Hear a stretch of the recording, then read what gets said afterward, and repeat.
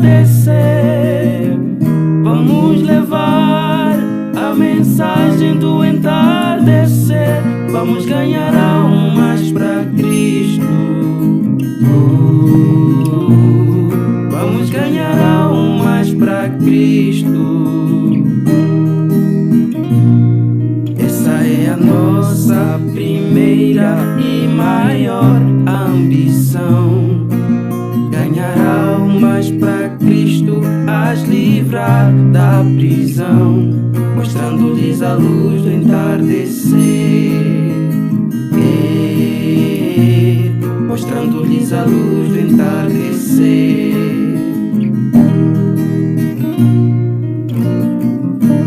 Luz que ilumina na escuridão, luz que abre a nossa visão, luz que nos libertou da escravidão, da tradição e da falsa religião, da denominação e da falsa adoração. Durou uma alma puto, do zumbo ao índico. Durou uma alma puto, do zumbo ao índico. Vamos levar a mensagem do entardecer. Vamos levar a mensagem do entardecer. Vamos ganhar almas para Cristo. Vamos ganhar almas para Cristo.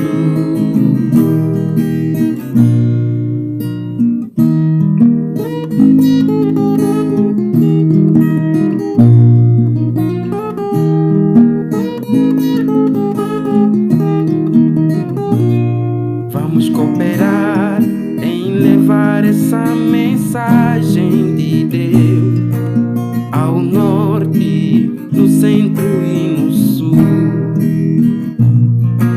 Salvar almas é a nossa maior missão. Levar as boas novas ao redor dessa nação. Salvar almas é a nossa maior missão. Levar as boas novas ao redor dessa nação. Luz que ilumina na escuridão, luz que abre a nossa visão, luz que nos libertou da escravidão, da tradição e da falsa religião, da denominação e da falsa adoração. Durou uma alma puto, do zumbo ao índico. Durou uma alma puto, do zumbo ao índico.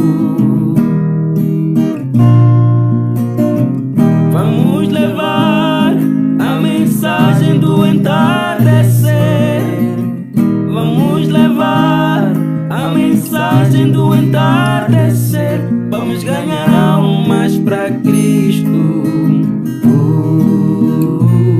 Vamos ganhar almas para Cristo. Vamos levar a mensagem do entardecer. Vamos levar a mensagem do entardecer. Vamos ganhar almas para Cristo. Vamos ganhar almas para Cristo.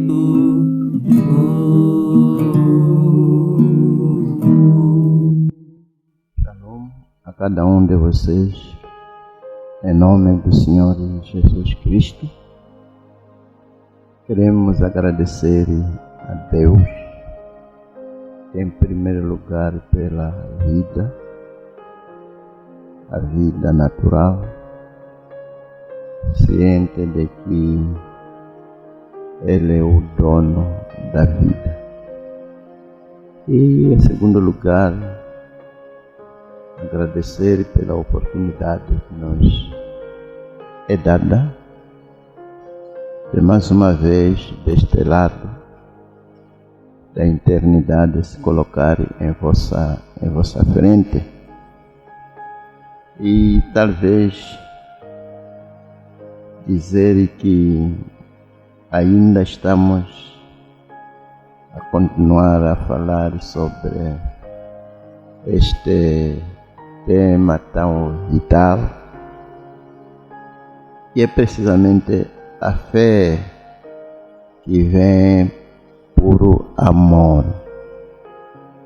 E gostaria talvez de ler esta noite no livro de Efésios 2, para termos onde começar.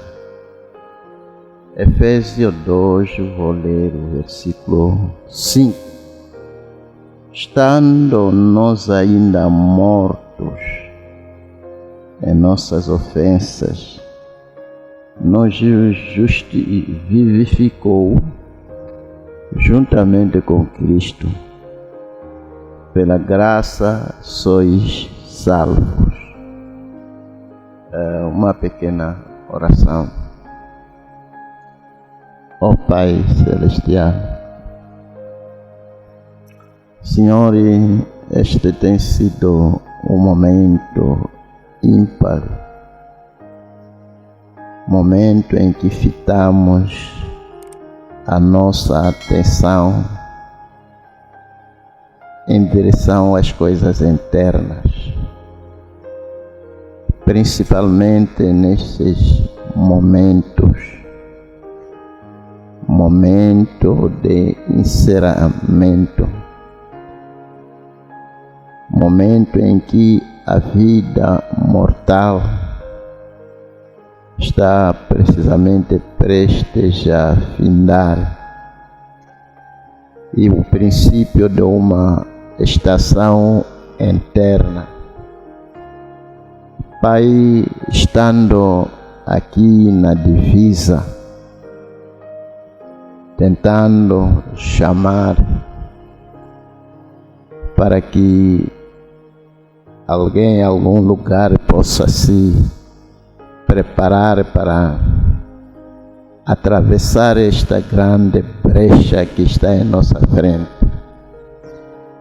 Santifique-me, ó Pai, neste momento para a obra que está em minha frente, ciente de que vai além daquilo que o homem humano pode fazer. Colocar-se entre os vivos e os mortos, para declarar que há uma maneira, como acabei de ler aqui, que fomos vivificados, uma vez mortos, mas vivificados pela graça. Te rogo, Pai, em humildade, que o Espírito Santo me ajude.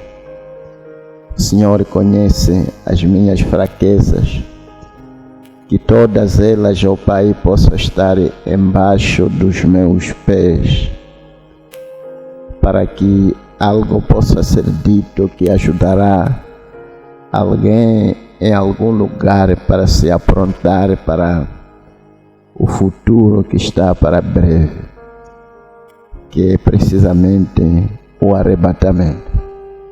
Senhor, eu coloco este momento nas Tuas mãos, que possa nos guiar em nome do Senhor Jesus Cristo. Amém. Deus lhes abençoe ricamente. Certamente é uma oportunidade ímpar para ter que se colocar aqui em vossa frente. Como dizíamos que essas coisas não são assim feitas por belo prazer, nem sequer são feitas para sermos ouvidos ou sermos vistos, mas tudo isso é feito pelo amor, é feito porque tem que se fazer. Talvez diria que é como alguém que tenha um serviço de viajar, está constantemente viajando. É verdade que pode haver um momento em que a pessoa gosta de viajar, mas chega-se um momento em que ele viaja não porque gosta de viajar, mas porque tem que se viajar. E isso é uma maneira de expressar o nosso amor, a nossa gratidão. Talvez dizer que ainda estamos a continuar a falar sobre a fé que vem por amor. Já tentamos descrever que tipo de amor que se refere aqui. Não é amor intelectual, de talvez saber que tens que fazer algo bom para o seu vizinho, para o seu colega, para os seus familiares. Mas estamos a falar precisamente do amor de Deus. Creio que todo mundo ainda tem uma ideia de como tentamos descrever esse tipo de amor que estamos a referir aqui.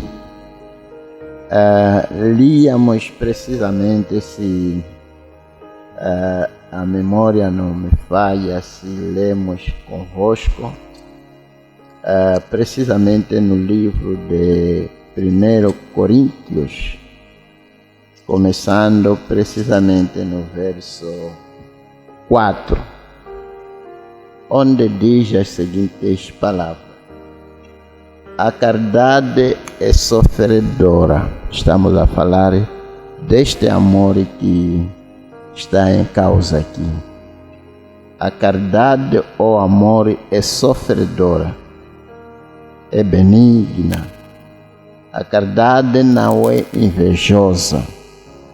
A caridade não trata com leviandade, não se ensoberbece, não se porta com indecência, não busca os seus interesses.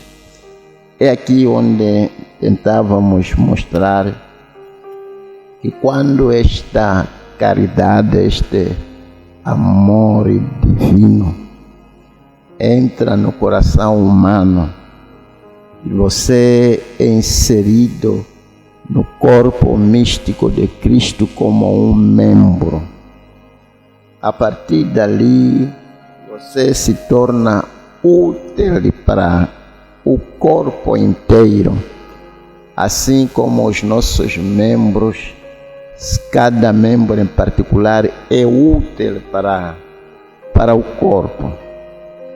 E continua dizendo, descrevendo este amor: não se irrita, não suspeita mal, não folga com a injustiça, mas folga com a verdade. Talvez dizer que é uma das coisas que as pessoas não estão como que acostumadas em dizer a verdade. Nós somos instruídos pelo profeta que devemos dizer a verdade, independentemente se a verdade nos fira ou não. Esta deve ser a postura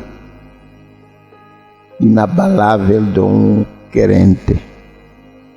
A capacidade de dizer a verdade em todos os momentos, independentemente se a verdade vai lhe ferir ou não, mas ter graça de dizer a verdade em qualquer momento que você é talvez interrogado para dar alguma resposta. Não se mace em mentir, porque esta não é a postura de um verdadeiro cristão. Eu falava ontem com alguns irmãos a respeito desta questão, que a gente, quando viemos a Cristo, não viemos porque talvez queríamos agradar alguém, viemos pelo belo prazer e por uma escolha, não para agradar os familiares, agradar o pai, agradar a mãe, mas porque sentíamos que necessitávamos de Cristo. E quando você vem com este pensamento e você se torna um crente bem posicionado, um crente que sabe o que está fazendo, porque a verdade é de que o que vai valer você continuar a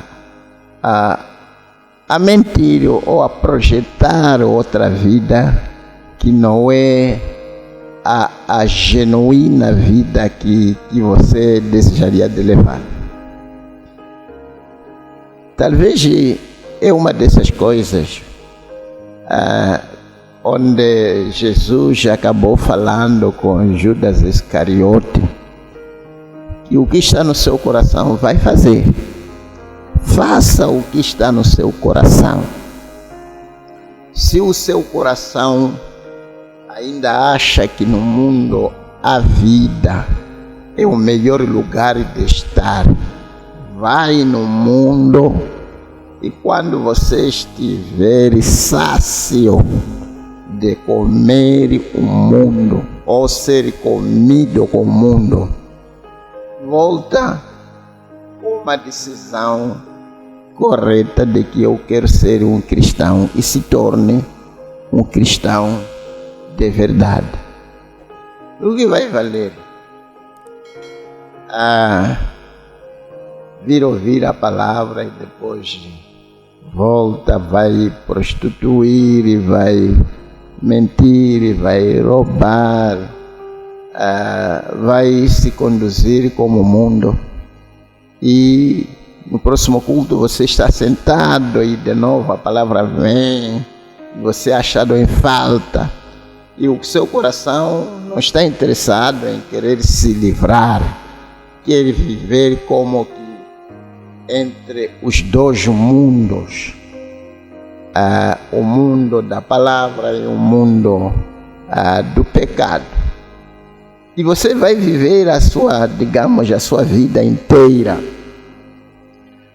tentando se esconder dos irmãos para que não conheçam o seu pecado. E quando o seu pecado sobressai e você toda noite está ali a tentar manufaturar um quadro que não é real, e você é perguntado, além de dizer que sim, ainda estou neste pecado, preciso de ajuda, começa a procurar um caminho para suavizar o assunto, para que não seja apanhado. Você não sabe o que você está fazendo, mas há quem é obrigado para ser cristão. Este é um dos negócios que realmente não obriga-se. É verdade que pode arrastar alguém que ainda não tem a revelação. E a partir do momento em que tem a revelação, aquela pessoa já não precisa de ser arrastada. Porque afinal de contas, a gente não recebemos nenhum dinheiro por virmos aos cultos ou por sermos crentes. Não se recebe nenhum dinheiro. Só se a coisa ainda não está dentro do seu coração. Fique em casa, vá ao mundo, coma, até que você fique sácio e venha de todo o seu coração a Deus. Você está a pregar a sua própria vida. Porque hipocrisia, o irmão Branham, ele fala muito duro a respeito de hipocrisia. Que ele gostaria de deparar-se com Deus, com culpado de outros assuntos do que ser culpado por ser hipócrita. Talvez estávamos a falar desta maneira por causa dessa questão aqui. Não folga com a justiça, mas folga com a verdade. Tudo sofre é a caridade. Tudo crê. Já podemos ver aqui que a caridade produz fé. Tudo crê. Quando alguém tem caridade, essa pessoa crê em toda a palavra que sai da boca de Deus. Tudo crê, tudo espera, tudo suporta. Caridade nunca falha. Mas havendo profecia, serão aniquiladas, profecias serão aniquiladas, havendo línguas, cessarão, havendo ciência, desaparecerá. É precisamente este amor que produz fé, amor de Deus. Não amor humano, não afeição, mas amor de Deus. Eu quero acreditar que já é do nosso domínio que tipo de amor que se refere aqui. Porque, amados, a igreja do Deus vivo, como já mostramos, o profeta diz que chegaria-se um momento em que ela seria sementada com o amor de Deus. E depois constituía-se um corpo. E todos aqueles que fariam membro deste corpo teriam este amor que acabamos de descrever aqui. Por isso devemos a todo custo pedir para que Deus nos encha de amor até transbordar. Agora, o objetivo que nós temos com este pensamento de fé é tentarmos tratar com todas as vertentes que têm a ver com amor. E esta noite gostaria de tratar-se com a fé para a salvação. Eu creio que Deus vai nos abençoar. Aqui onde acabamos de ler, mesmo quando estávamos mortos em pecado, nos vivificou juntamente com Cristo.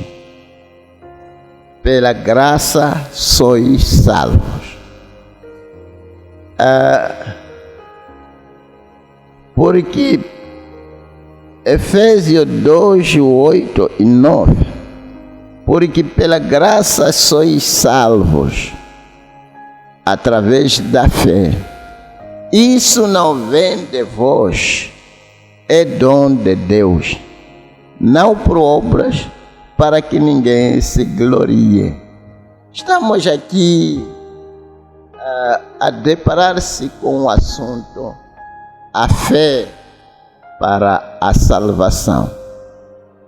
E como acabamos de ver, amados irmãos, não somos precisamente salvos pelas obras para que não haja ninguém que talvez quando estiver nos corredores da glória vai levantar as suas mãos e talvez dirá: eu fui salvo porque eu jejuava semanalmente, eu fui salvo porque jejuava mensalmente, e eu fui salvo porque eu guardava o sábado, eu fui salvo porque não comia coelhos, não comia isto, não comia aquilo e aquilo mais.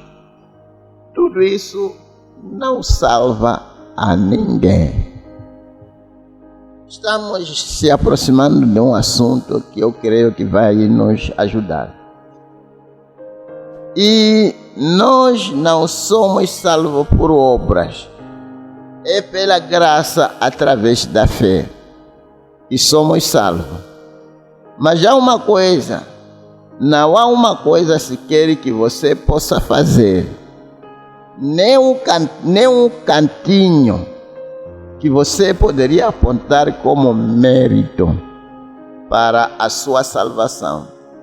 É um dom gratuito de Deus, pela graça. Isso mesmo. Citando aqui o profeta, a verdade é de que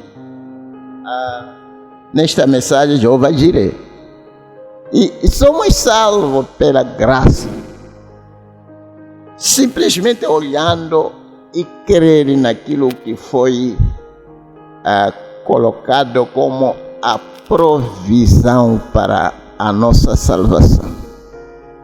Não há nenhum cantinho que você pode dizer que eu fui salvo porque eu cantava bem, eu fui salvo porque eu pregava, eu fui salvo porque eu tocava, eu fui salvo porque eu fiz isto, fiz aquilo e aquilo mais, e eu guardava os 10 mandamentos. Ok, vamos continuar ainda a ver isso. Não há um entre nós aqui que merece sequer ouvir o Evangelho. Não há um entre nós que merece a graça de Jesus Cristo. Nenhum de nós. Estando todos juntos, mas Deus, pela graça, fez isso de qualquer forma. Isso mesmo. Nesta mensagem, o conserto incondicional. E ele diz: veja o que a graça providenciou. Aliança incondicional. Não por nenhum mérito, mas apenas pela graça foi providenciada. Nesta mensagem de novo, Jeová Jireh, parágrafo 29, ele diz aqui, no parágrafo 29, e ele diz: sabendo que o homem não é justificado pelas obras da lei, mas pela fé em Jesus Cristo. Mesmo que tenhamos crido em Jesus Cristo, para que fôssemos justificados pela fé em Cristo, e não pelas obras da lei, pois pelas obras da lei nenhuma carne será justificada. Pelas obras da lei nenhuma carne será justificada. Faz-me lembrar daquele jovem rico, governante. Ele havia guardado toda a lei que ele conhecia desde a sua mocidade. Mas nós encontramos a alma dele no inferno, porque não quis querer em Cristo. quando a graça foi estendida a ele, não fez o uso condigno daquela graça que estava à sua disposição. E ele continua dizendo: o homem sempre tentou fazer algo para salvar a si mesmo. Não há nada que você possa fazer a respeito. Deus salva você incondicionalmente. Ele apenas chama você, predestinou você para ser salvo. Talvez isto nos obrigaria para voltarmos a esta questão de que os que dantes conheceu a esses, chamou. E os que chamou, justificou. E os que justificou, glorificou. Realmente, amados irmãos, isto aqui é pela graça.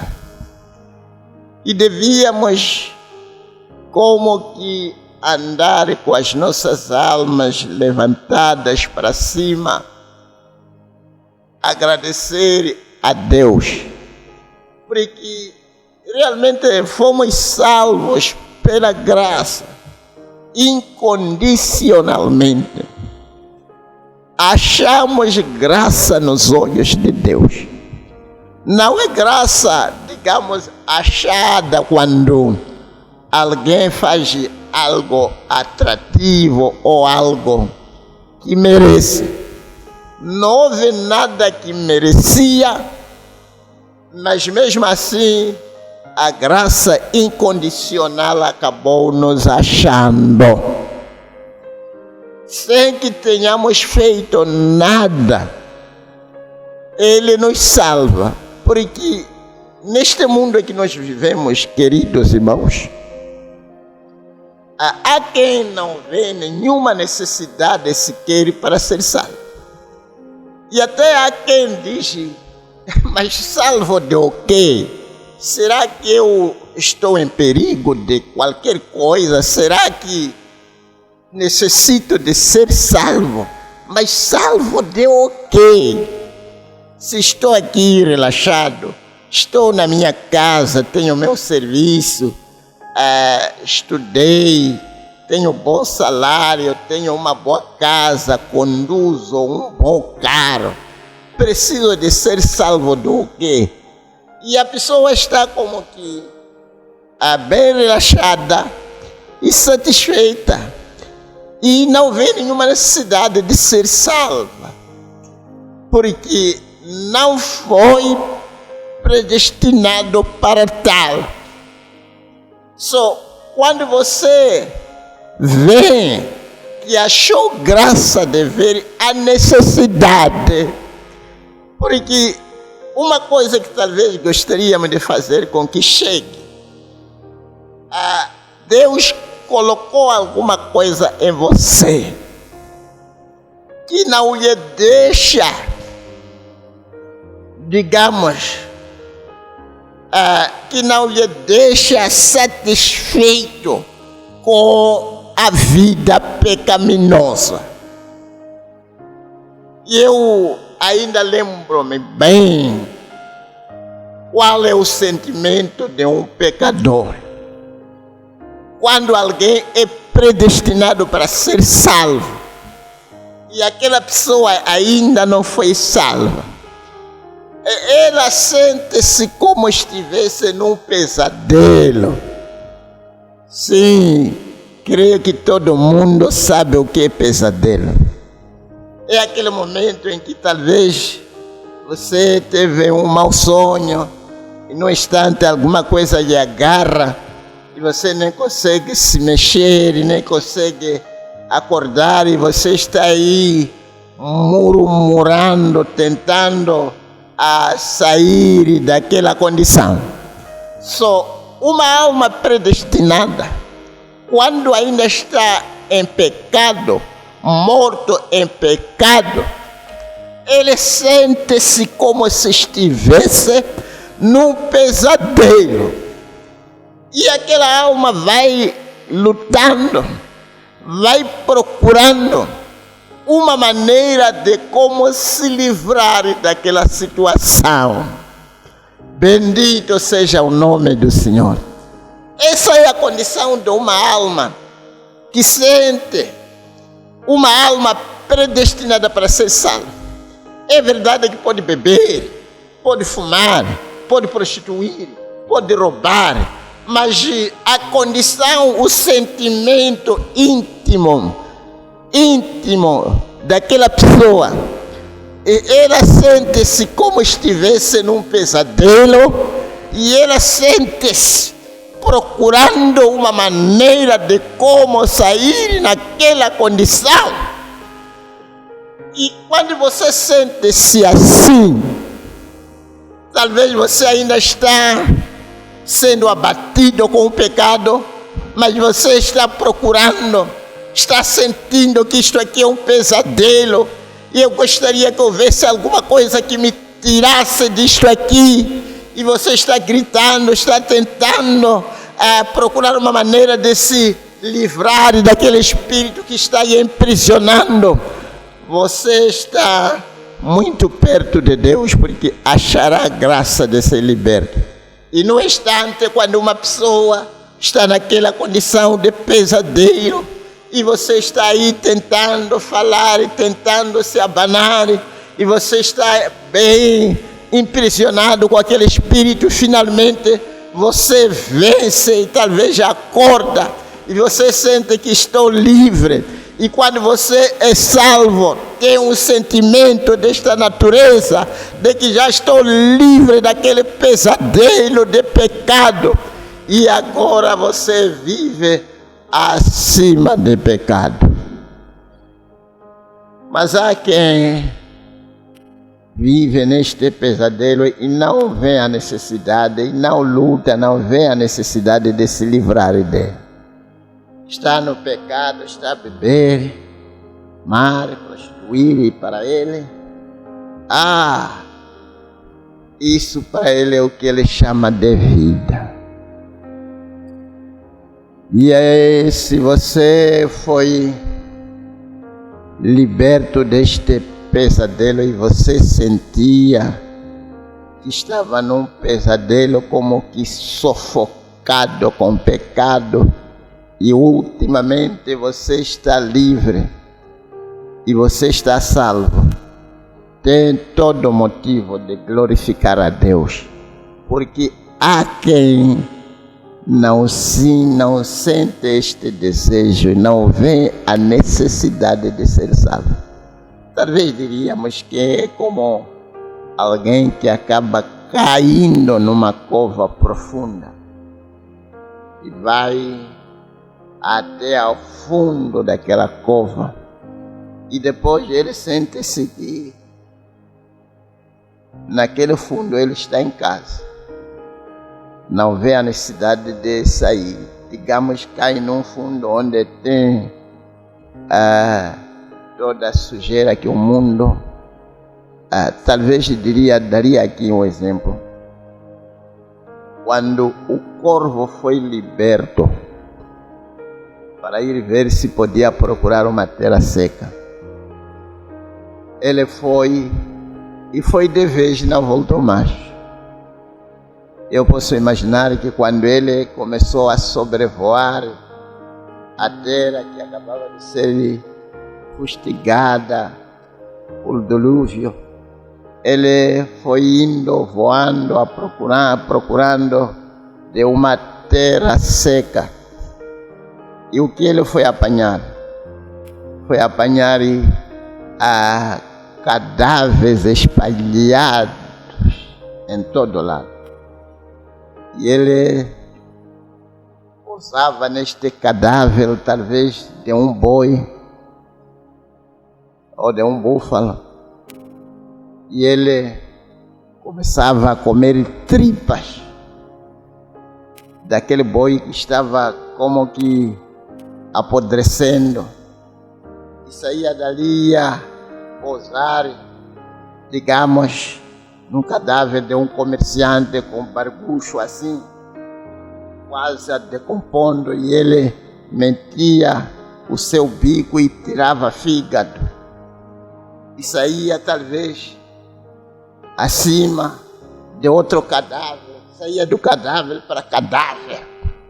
E ele não viu a necessidade de voltar para casa, porque o que ele foi ver lá encaixava-se perfeitamente com seu apetite. Mas, quando a pomba foi enviada, ela não achou graça, não achou alimento, não foi comendo o que ela viu, porque não era comida que se encaixava com seu apetite. Tinha que procurar um caminho de volta. É o que acontece com o crente predestinado para ser salvo pela graça. E não vai achar um descanso, digamos, completo no mundo, sempre vai procurar voltar. Mas se corvo não volta mais, porque vai apanhar tudo o que ele almejava na vida. Meu Deus, acho que está sendo claro. E ele continua dizendo, sim, talvez citar ainda, Deus salva você incondicionalmente. Ele apenas chama você, predestinou você para ser salvo. Só é tamanha graça, desde que você sente a necessidade de ser salvo. Por isso o irmão Branham diz que desde que você ainda está sentindo a necessidade de se melhorar, ainda há uma esperança, porque há quem não sente, há quem não tem esta necessidade.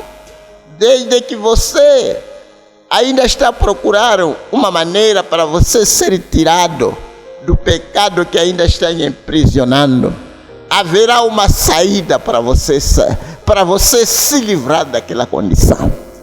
Dê glória a Deus se você ainda tem esse desejo de querer se melhorar. Porque chega-se um momento em que já não se sente o desejo de se melhorar. A sua consciência terá sido engomada. E você já não sente que o mundo é ruim, o mundo não dá para se viver, e você se conforma, e você se alinha com o mundo. É aquele que está a procurar para se livrar que será salvo. E ele diz, obras, nesta mensagem, o batismo do Espírito Santo. Ele diz aqui, obras é o que eu faço para Deus. Se eu nunca pregar outro sermão e viver aqui 150 anos, ainda assim estou salvo. Claro, e eu não estou salvo porque sou um pregador. Estou salvo porque é a graça de Deus que me salvou. Não houve uma coisa que eu pudesse fazer para merecê-la. Está vendo? Sim, dizia aos irmãos que o que nós estamos a fazer, amado, o esforço que nós estamos a fazer, empreendendo, o pequeno esforço que estamos lutando, talvez, para fazermos uso de um pouco de energia que ainda temos, fôlego que ainda temos, talvez as finanças que ainda temos. Tudo isso não é para que sejamos salvos, porque não nos salva. Mas a gente faz isto como forma de apreciação apreciar o amor que Deus mostrou para nós.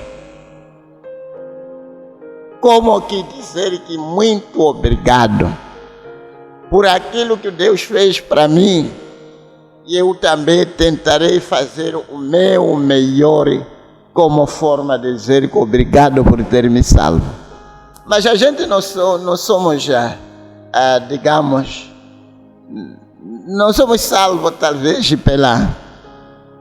pelas obras, mas é pela graça. Pode não se fazer nada, podemos não pregar, podemos sentar, mas estamos salvos, porque salvação é pela graça.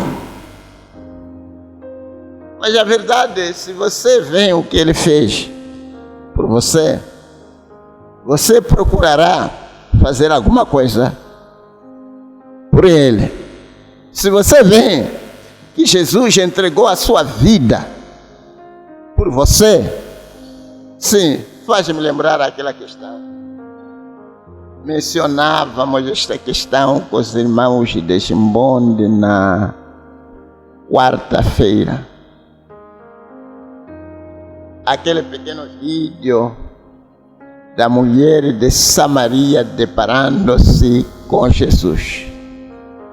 E ali naquele pequeno drama, Jesus falando a ela disse: creia em mim, porque eu vim aqui por causa de você.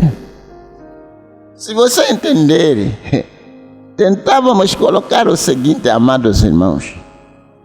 Jesus teve que ir a Samaria, não porque a mulher de Samaria havia feito alguma coisa boa, mas Jesus foi pela graça.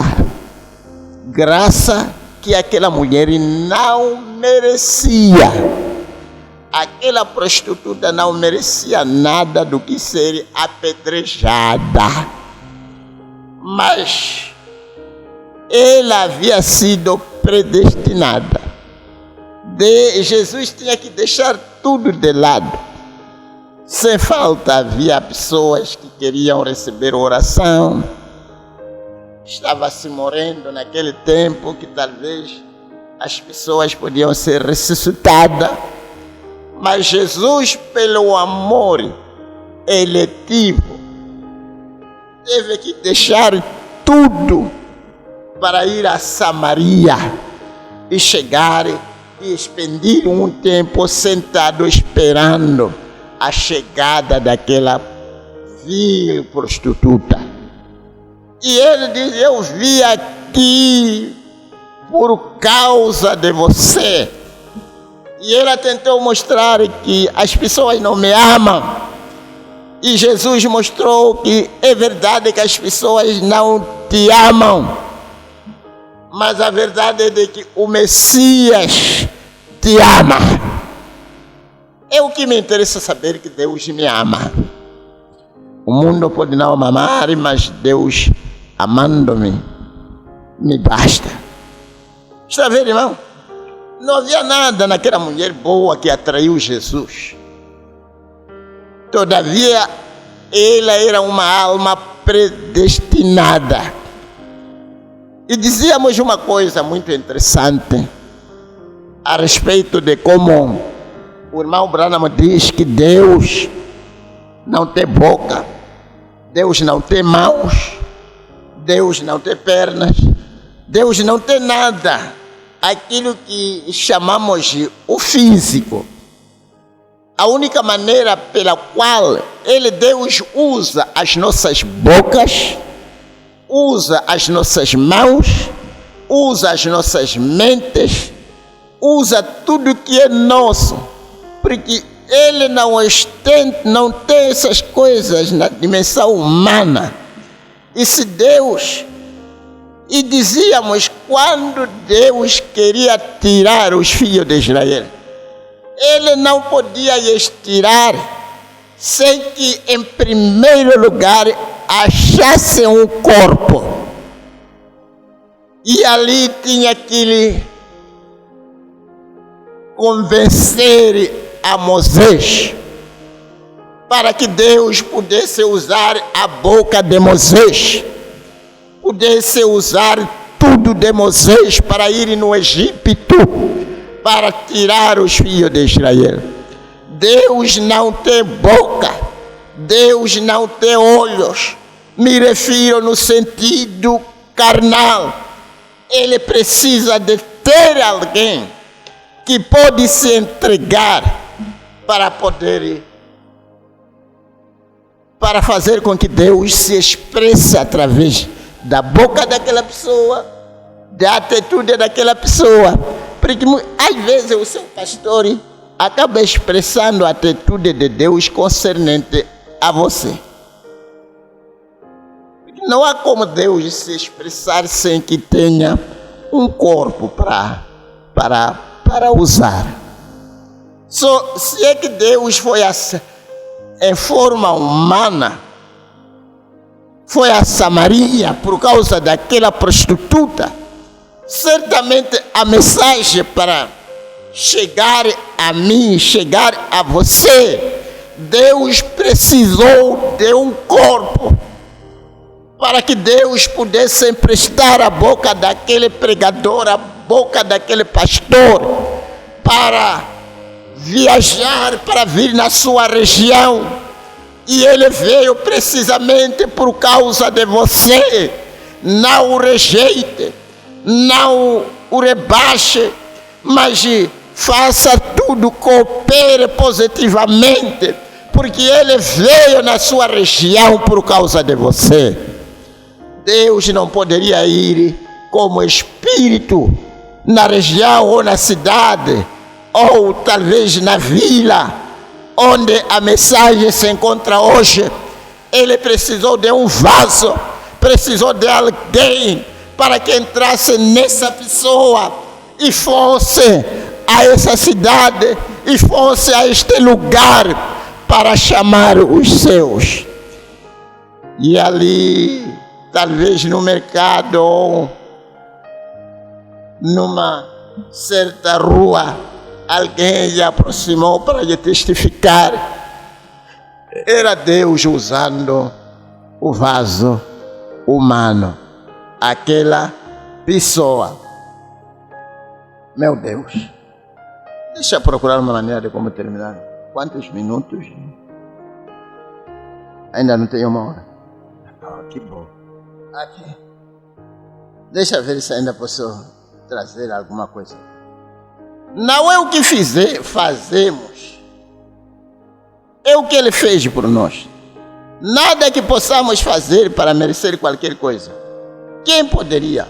Nós, os injustos, alguma vez fazer algo para merecer algo diante de grande Deus Jeová e sua grande suprema santidade? Não há nada que você, não é o que você fez, mas é o que Ele fez em seu lugar. Ele se tornou pecado para que eu tornasse a sua justiça. Houve uma troca aqui.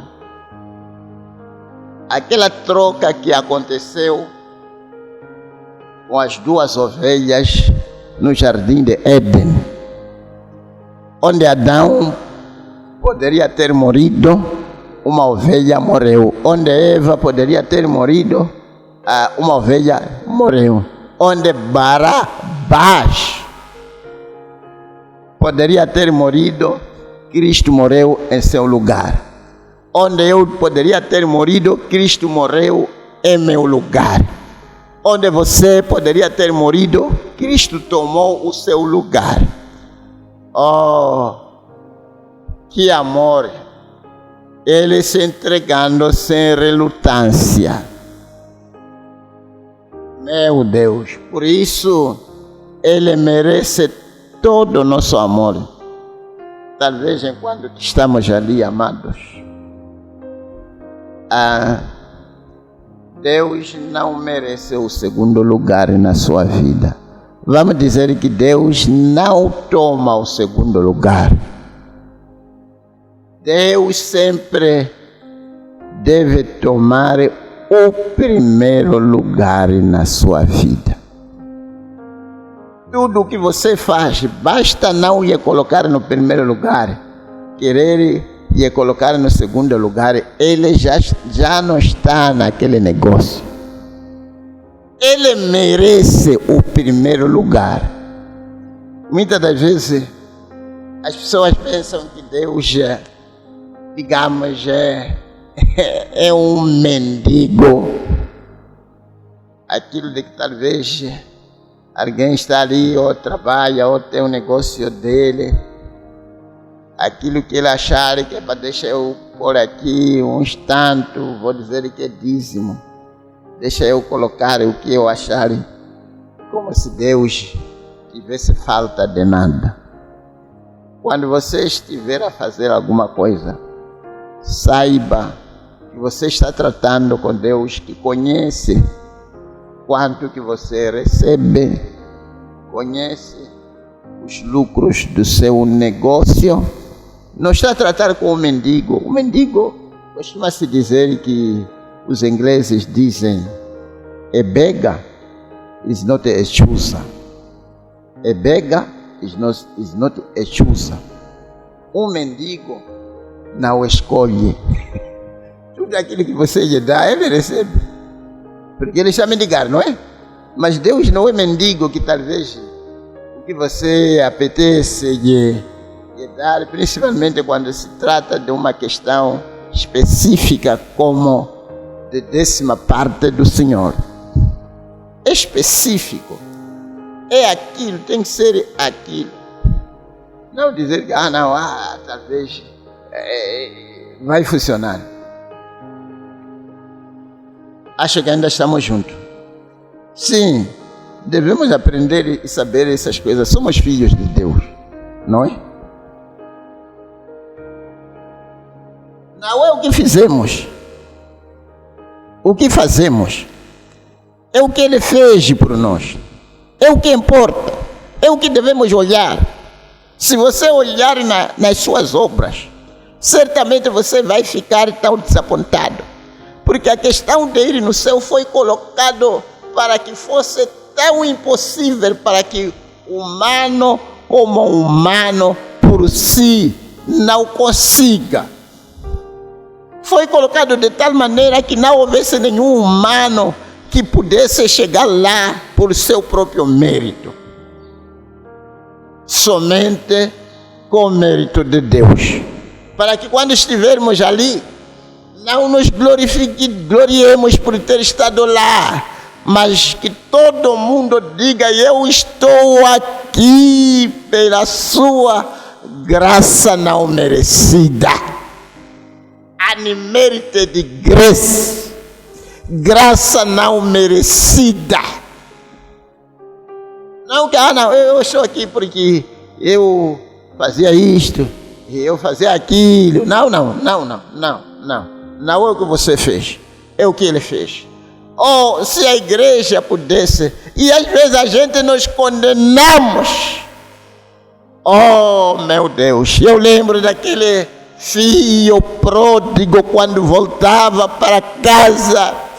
Ele voltou com uma atitude de que eu prefiro ser um dos trabalhadores do meu pai. Mas o pai tinha uma outra maneira de ver totalmente diferente. Deixa eu lhe dizer, irmão, você talvez ainda está sentindo como que aprisionado, está sentindo talvez que os seus pecados ainda estão como que arquivados em algum lugar. Não estão arquivados. Os seus pecados foram lançados no mar do esquecimento. Tudo aquilo que você confessou não tem nenhuma referência diante de Deus. Você é tido como alguém, uma nova criação que não tem nenhum recorde, que não tem nenhuma referência pecaminosa. Oh meu Deus, como um pode ver as coisas desta maneira e não gritar?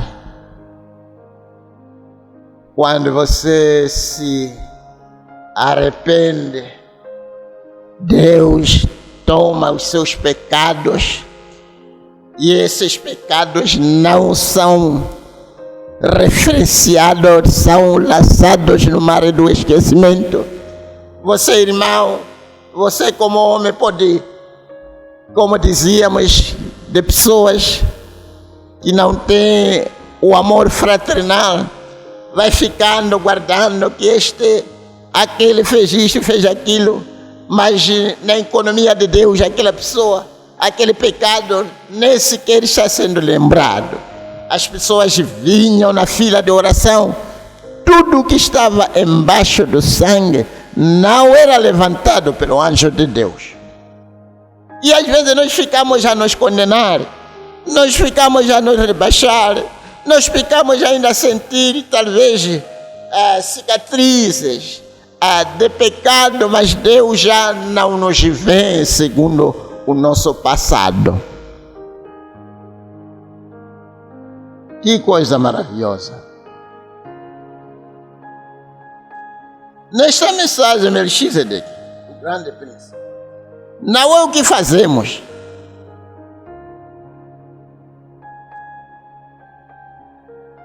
Ok.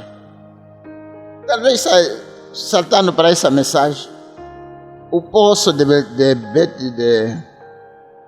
Betsaida. Lembre-se, você não é salvo pela sabedoria. Você não é salvo pela sua educação. Você é salvo pela fé em Jesus Cristo. Esqueça a sua educação. Seja simples em sua própria doutrina. Não é salvo pela sua educação, sua escolaridade, mas é salvo pela fé em Cristo Jesus. Pela fé você é salvo. Quantos sabem disso? É nessa mensagem aqui, como fui com Moisés. Quantos sabem disso? Embora muitos bons homens orem por você, muitos bons pregadores preguem a você, você precisa ter sua própria fé pessoal para a salvação. Está certo?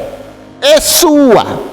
E eu não me importo quantos bons sermões você ouve, quantas boas igrejas você frequenta. É sua própria fé pessoal que salva você. O qual alto você grita, o quanto você implora, o quanto você beira, o quanto você dança no Espírito. Você é salvo apenas pela sua fé. Amém. Sua fé é o quê? Sua fé é aquilo que Jesus fez por você. E Ele pagou a dívida que eu não podia pagar. Se é que Cristo pagou a minha dívida de pecado, e eu não devo a ninguém, sou salvo. E é desta maneira que você deve ver as coisas. Mas as pessoas, às vezes, o preço foi pago como as Escrituras dizem. E Ele é o Cordeiro que tira os pecados do mundo. De todo mundo. O preço foi pago para todos. Mas é aplicável individualmente quando você aceita. E eu creio que isso que foi feito, não foi feito em vão, mas foi feito por mim. Lembra-se? As Escrituras bem dizem: moído pelas nossas transgressões e pelas suas pisaduras fomos sarados. Por isso Jesus disse: está consumado. Estava a consumar-se o quê mesmo? O preço foi pago para todos aqueles que querem ser salvos, para todos aqueles que creem que aquilo é aplicável para as suas próprias vidas, para todos aqueles que estão doentes, que também creem que aquilo é aplicável para as suas enfermidades. Meu Deus, quando alguém diz, eu creio, isso muda de noite para o dia, da morte para a vida.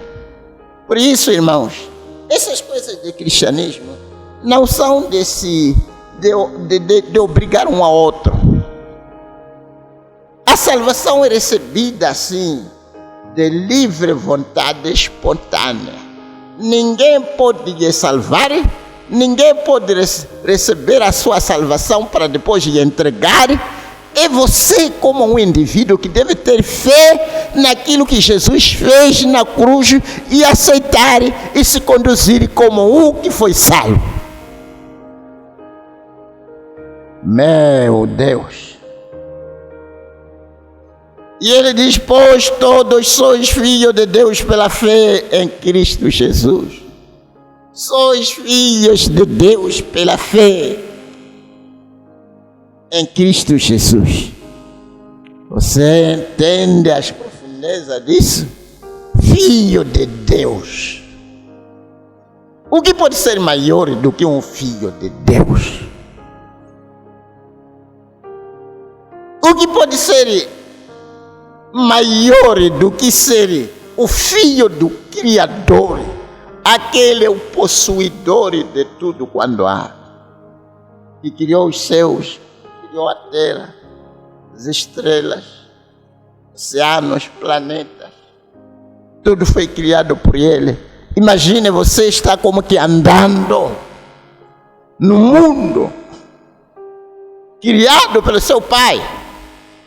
Imagina você estando talvez numa farma do seu pai, onde tem tudo.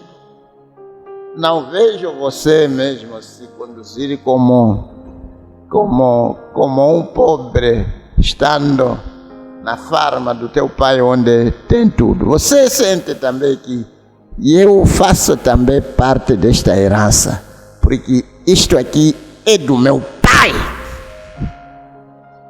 E você, sendo parte dele, você é parte também da sua herança. Se você compreende que você é filho de Deus. Sim, eu estava pensando a respeito disso, falando sobre esta questão aqui, de como Deus não tem um corpo humano, usa os nossos corpos. E aquilo realmente me abençoou quando o irmão Branham me dizia: a deidade não está no céu, a deidade está no crente. O mesmo Deus que dirigiu os filhos de Israel na coluna de fogo até a terra prometida. Quando chegou esta fase para dirigir a igreja, a mesma coluna de fogo que dirigia os filhos de Israel se repartiu e entrou na vida de cada crente e se tornou parte da vida de cada crente. E hoje Deus está em cada crente. Se o crente pudesse pegar isso, que Deus está com ele, mas às vezes acabamos de se esquecer destas verdades. Achamos que estamos sós, achamos que a botânica pode nos fazer mal, achamos que os feiticeiros podem nos fazer mal, e esquecemos que a deidade, a parte, a vida de Deus está em nós, com os mesmos elementos, como o irmão Branham dava, quem é aquele? Foi o irmão F. Bosworth. Deu um exemplo.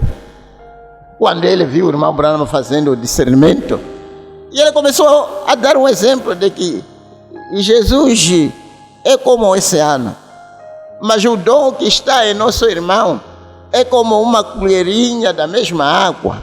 os mesmos elementos que compõem uma água do oceano, quando você tira um copo daquela água, os mesmos elementos jazem naquele copo.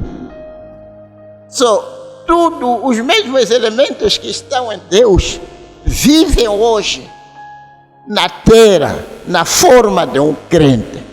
Não é de se admirar que quando o crente coloca as mãos nos doentes, os doentes são curados. São elementos espirituais que constituem Deus, que jazem dentro do crente. Até diz-se que este é um dos dons que se alastra para todos os crentes. Porque diz-se que todos aqueles que creem colocarão as mãos nos doentes e os curarão. Qualquer crente pode colocar as mãos no doente e ele ficará curado. Por isso o irmão Branham pedia à congregação para colocar um ao outro as mãos e as pessoas ficavam curadas. Deus está em todo crente. Meu Deus. Está a ver, amados irmãos? Pois todos sois filhos de Deus pela fé em Cristo Jesus. Então estamos sabendo que Deus estando conosco é uma das maiores coisas.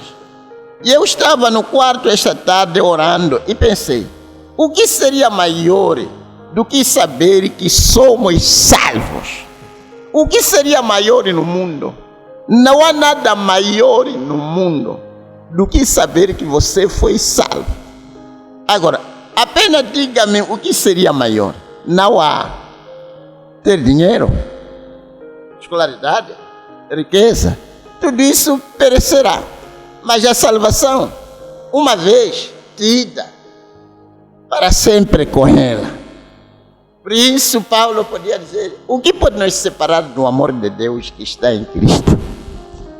Pobreza, riqueza, fortunas, nada pode nos separar. O amor de Deus em nós é a vida de Deus em nós. E se tornamos internos como Deus é interno quando recebemos a porção da vida de Deus em nós. Nesta mensagem, perguntas e respostas.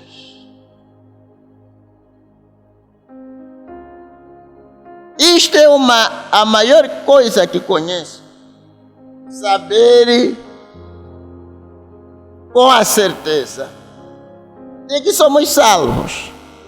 Saber que o próprio Deus que fez os céus e a terra se humilharia e desceria e habitaria entre nós e fizesse isso por nós. Está vendo, irmão? Deus humilhou-se e fez caminho.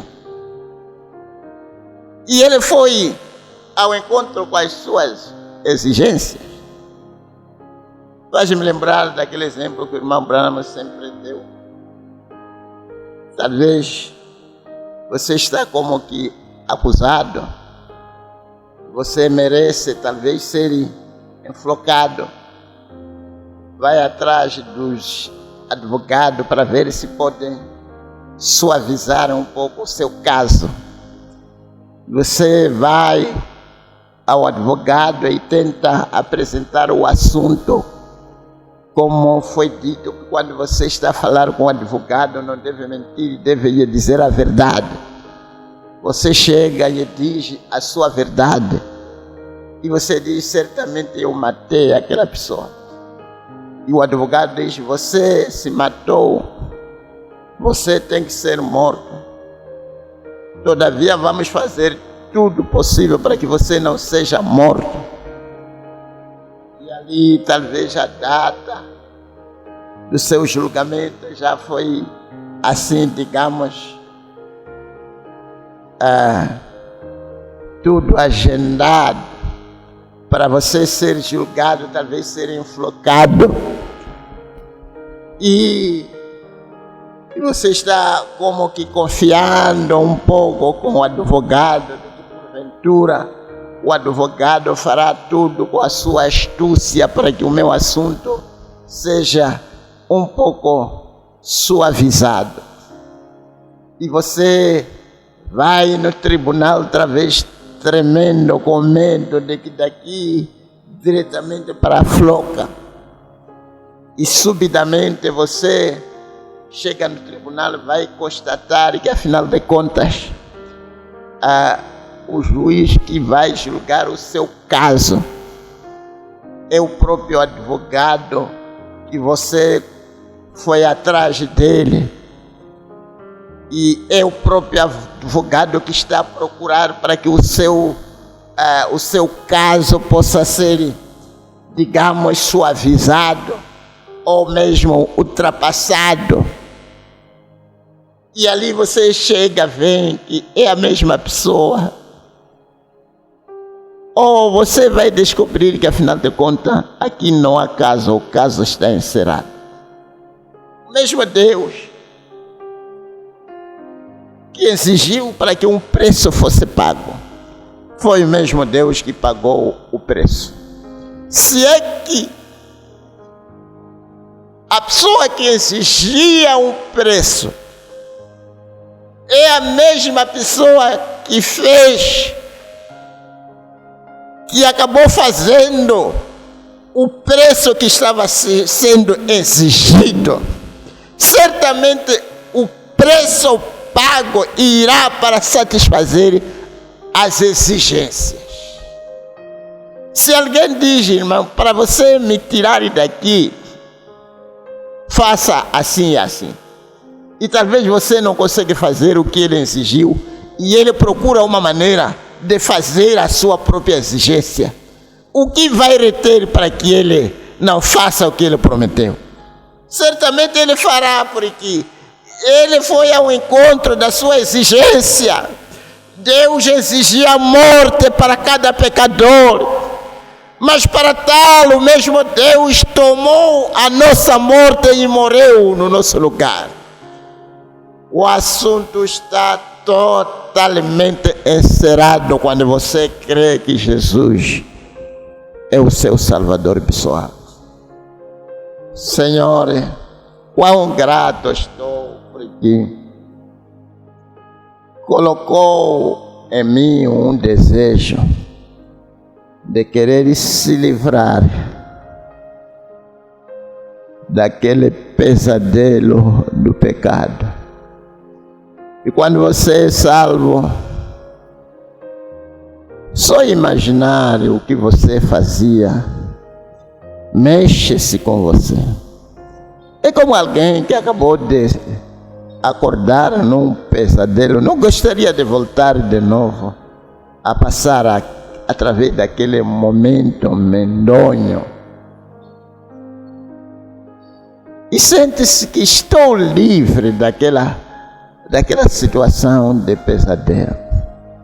Se você ainda sente que você está num pesadelo, está levando uma vida que você não crê, ainda há uma esperança para você. Mas se você está como que conformado, e você já está como que vendo que a vida pecaminosa, essa é que é a vida, você está num estado muito ruim. Que Deus possa ajudar a sua alma pecaminosa. Veja, Ele tomou o meu lugar, tomou o seu lugar. Tomemos nós o lugar dele com a ousadia. Caminhemos com a ousadia, como homens e mulheres que sabem que eu não tenho nenhum pecado, os meus pecados foram tomados por Jesus na cruz. Não sinta, digamos, não se condene enquanto que ele já pagou o preço. Faz-me lembrar daquela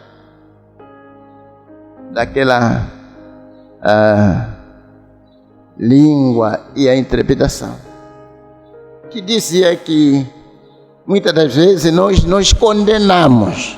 Não devemos nos condenar, irmão. Você tem que ter uma atitude positiva de saber que tudo por Cristo já foi pago.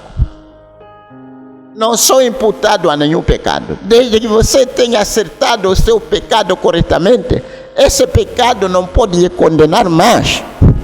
Você está livre. O preço foi pago. Você é inculpável. Você é tido como não se tivesse justificado, como se não tivesse pecado na sua vida. Santo e irrepreensível diante de Deus é amor.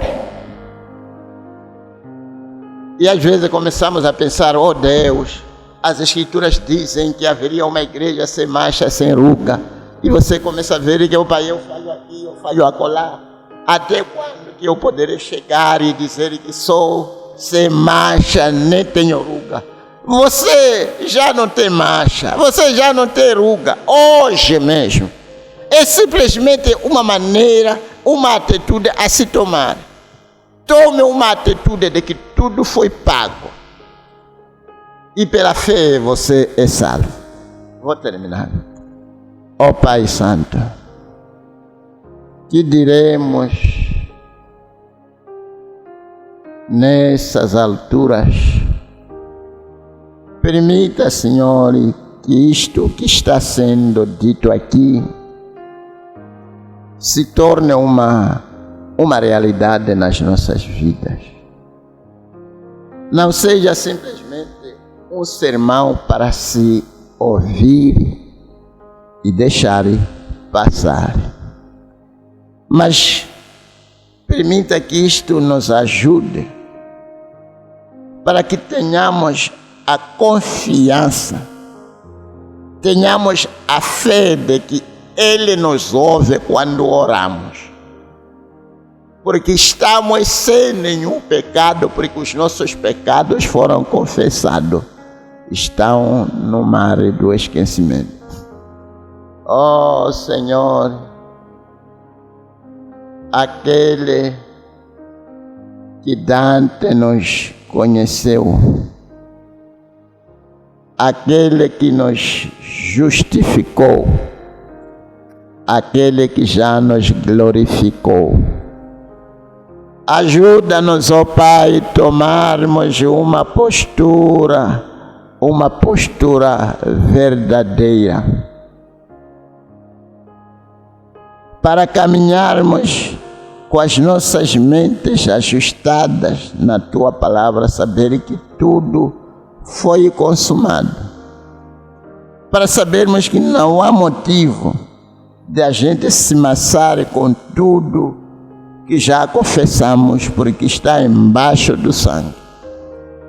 É a única maneira pela qual podemos ter fé em Ti, quando sabermos que não há nenhum pecado que pode nos fazer com que Deus não nos responda. Senhor, dê-nos graça para sabermos que o Teu sangue é suficientemente para desfazer como javel cada pecado que é lançado nele. Tenha pena de nós, Senhor, neste momento em que estamos a ver as nações, ó Pai, prestes para aniquilar uma outra. Guerras em todo lado. Nações detentores de bombas atômicas. E podemos ver uma outra nação muçulmana se alinhando com esta causa de Jerusalém. Uma nação detentora de bomba atômica, procurando tirar Israel do mapa. Oh Deus, ajude cada um de nós para que se apronte para a nossa repentina partida, para que possamos ser colhidos, para que o Senhor traga de volta aquele ramo que foi cortado, o seu povo Israel. Senhor, ajuda o teu povo em todo lado que nos ouve. Oh, Jeová Jireh, prova a cada um as necessidades que tenha. Ajude cada igreja, cada pastor e cada ministro, seja lá quem for e que está na linha de frente, pelo amor do teu servo Branham, que foi fiel em trazer o pão da vida pelo Espírito Santo. Senhor, te pedimos, ó Pai, que nos ajude, na medida em que vamos tentando, levando a mesma luz até aos confins da terra. Dê-nos tudo o que necessitamos para assim o fazer. Dê-nos saúde, dê-nos paz, dê-nos a fé que necessitamos para olhar na cruz, não olhar nas nossas obras, porque não somos salvos pelas obras, mas fomos salvos simplesmente aceitando o que Cristo fez em nosso lugar. Obrigado por este momento, louvores e ações de graça a Ti sejam dadas. Em nome do Senhor Jesus Cristo, peço para a Tua glória. Amém. Deus lhes abençoe ricamente. Já chegamos ao fim do nosso pequeno vídeo. Até a próxima semana, se o Senhor permitir. Deus lhes abençoe.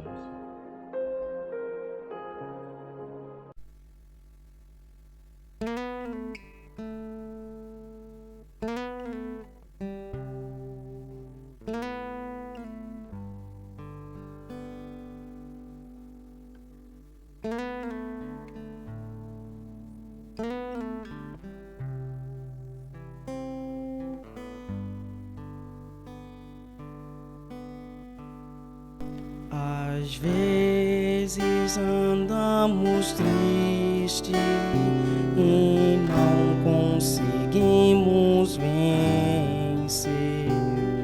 São tentações, doenças e aflições que atacam o coração e nos deixam muito tristes. Só ter a fé que tudo vai bem, com poder e vitória. Só ter a fé que tudo vai bem, com poder e vitória.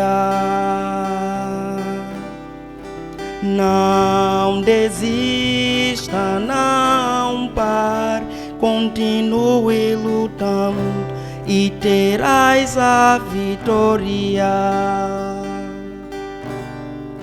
Não desista, não pare, continue lutando e terás a vitória.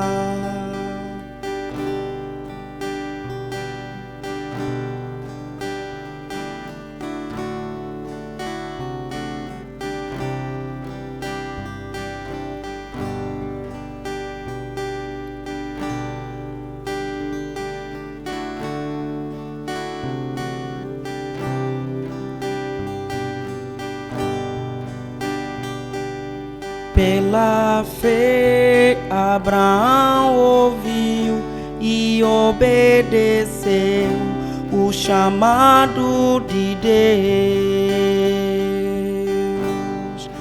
Não desista, não, seja como Abraão, que venceu pela fé.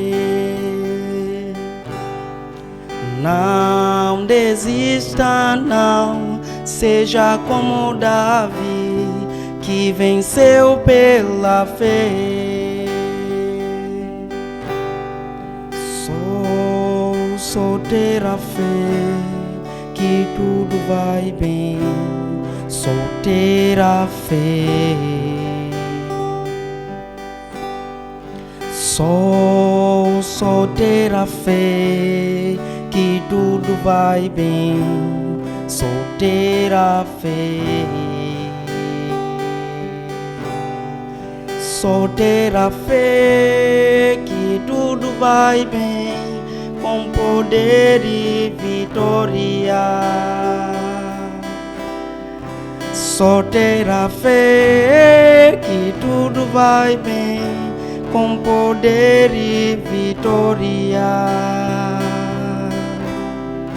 Não desista, não pare, continue lutando e terás a vitória.